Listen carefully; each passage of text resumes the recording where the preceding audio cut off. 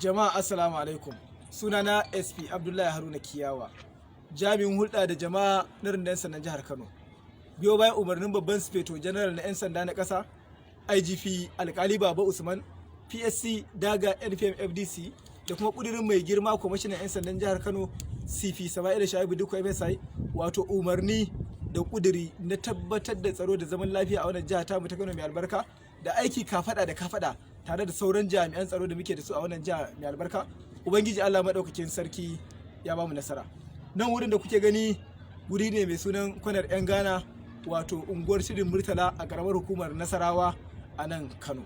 Idan za ku iya tunawa, shekarar ta gabata ranar 4 ga watan 12 na shekarar 2021 akwai rahotanni da muka samu, wato na ɓatan wata yarinya mai suna Hanifa Abubakar, yar kimanin shekaru 7, wadda tunda ta ɓata, kwamishinan 'yan sanda ta da dakarun 'yan sanda na Operation Pop Ada, wato kankace kwabo, a karkashin jagorancin DSP Shehu Dahiru, tare da basu umarnin lalle a tabbatar da wato an nemo wannan yarinya, wanda alhamdulillahi jami'ai na tsaro na Kano gaba ɗaya suna aiki ne tsintsiya madauri ɗaya, wanda Allah ya taimake mu. Wato a wannan rana yau din nan 20 ga watan 1 na wannan shekara ta 2022 aka samu nasarar kamo waɗanda wato su suka ɗauki yarinyar, wanda bayan sun ɗauke ta sun nemi a bada kudin fansa kwana 14 da suka ga cewa za a gane su ne.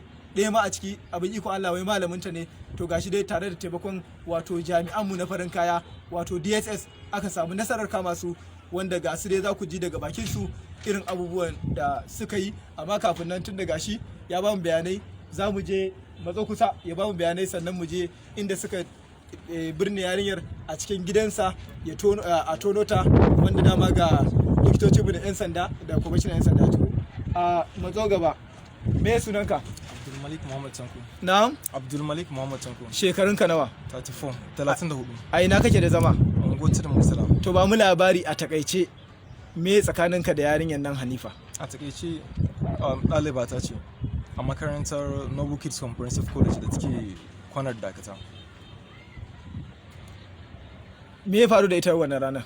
To abin da ya faru dai shine akwai wannan bawan Allah da yake nan bayana, da kuma wata wai ita Fatima, wanda na kawo musu tunanin cewar su zo su ɗauko wannan yarinya da nufin cewar mahaifiyarta ce ta ce a ɗauke ta za ta nemi kuɗi a wurin mahaifinta. Wannan ƙarya ne musu kenan.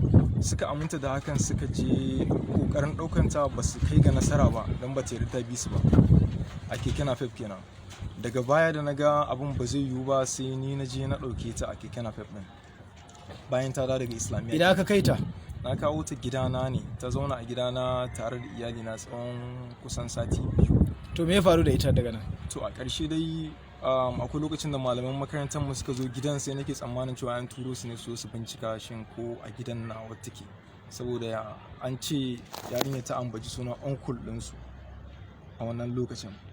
So hakan ne yasa na rasa mafita, a ƙarshe na bata maganin bera.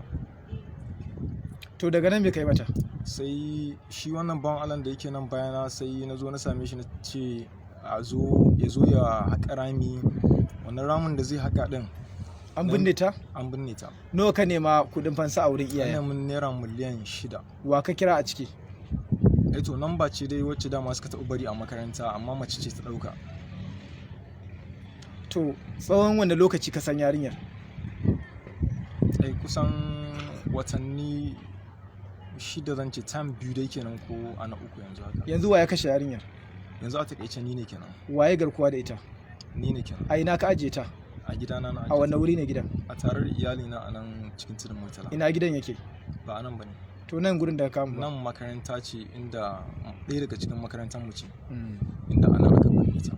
Yaushe ka binne ta? Kusan kamar 20 ga wata nake kyautu, ba zan iya tuna specific date. Waye ya binne ta? Ni na binne ta. To yanzu za ka iya nuna mana wurin da ka binne ta? Insha Allah. To dan ja baya, kai matso kafin mu je. Kai me sunanka? Sunana Hashim Isiyaku. Shekarunka nawa? Shekara ta 30. A ina kake da zama? A nan tudun Murtala. To ka ji abin da ya faɗa? Ya kuke da shi? Abokina ne.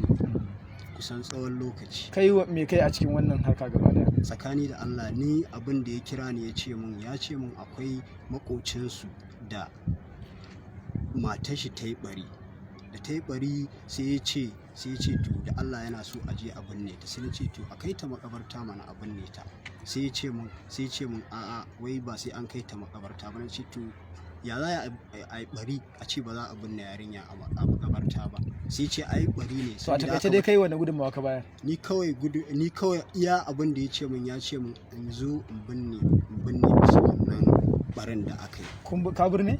Sai ya kira ni ya ce da daddare zan zo, sai ya ce mutum nawa za a bani in binne. Na ce a ka je ku yi magana da shi, tunda ni ba zan ce ga, tunda larura ce ta samu mutum ba zan yanke hukunci ce ga abin da za a. To me kuka yi dai a takaice a ƙarshe? Daga ƙarshe sai ya ɗauko abu a buhu ya zo da daddare ya ajiye a makaranta. Ni ne na yi tona. Waye binne? Ni ne na binne. To maganar dai akan cewa a baya ya nemi da kai da wata mata ma ku yi garkuwa da yarinyar, haka ne ko ba haka bane? Ya nemi na gaya masa gaskiya ni ba zan shiga ba na yi ba. To alhamdulillah yanzu dai gashi zamu je, zai kai mu wurin, za su kai mu wurin da aka binne wannan yarinya. Ubangiji Allah ya jikanta, Allah kuma ya gafarta mata. Za mu je mu gani domin ya nuna mana. Mu je zuwa. Mu je ina medical team. Bismillah. Mu je.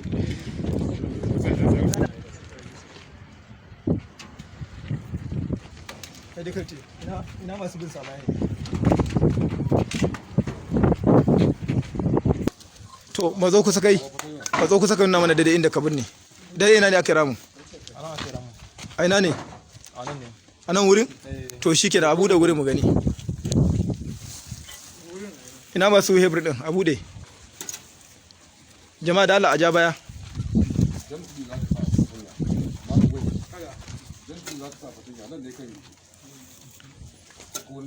Da dai ina ka sa kan maza kai kai nuna mana da kai maza. Mu je da dai nuna mana da dai wurin. A nan ne, yana a cikin buhu ne. A cikin buhu ne? Da dai ina ne? Daidai nan ne. To ya kai ramin karami ne ko babba? Ai shi ramin ba ni ne ba. To matso kai. Nuna mana ina ne ramin yake? Daidai wancan wurin? Daidai nan ne? To dawo baya.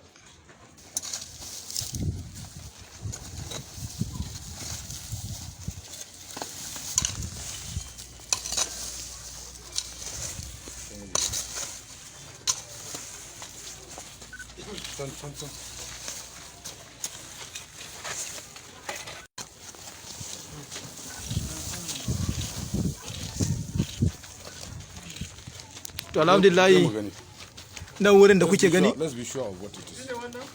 shine wannan buhun, gashi nan buhun ne. ka zo ka duba ta gatan taro rufe. Take the picture inside. Ba ta nawa ciki? Yakubu.